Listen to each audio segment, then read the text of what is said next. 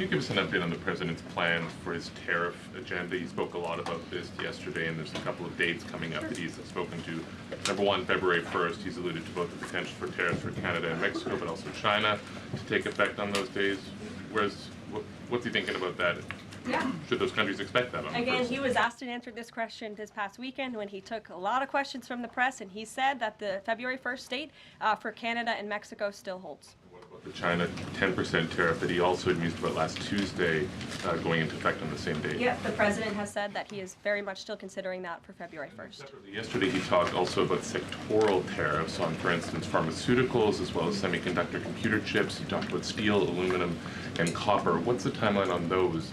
Is that a similar sort of coming days thing? Yeah, so when the President talked about that in his speech yesterday, that actually wasn't a new announcement. That was within a presidential memorandum that he signed in one of the first days here in the White House on his America First trade agenda. So there's more details on those tariffs in there. As far as a date, I don't have a specific date to read out to you, but the President is committed to implementing tariffs effectively, just like he did in his first term. Finally, he also was asked on the plane when he gaggled about the potential for a universal tariff. He was asked maybe about 2.5%. There was a report about that. He said he wanted much bigger than that. Should we understand that these tariffs would add up?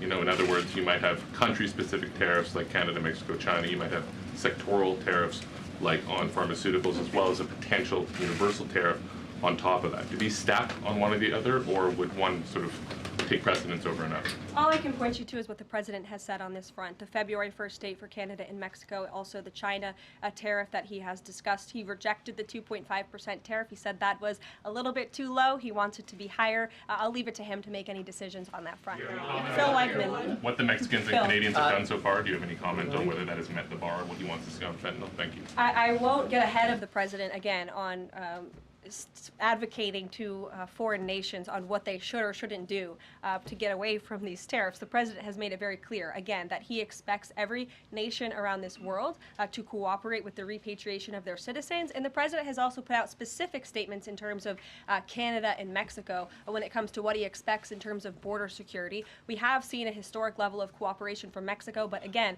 as far as I'm still tracking, and that was last night talking to the President directly, February 1st is still on the books. Phil. Thank you, Karoline.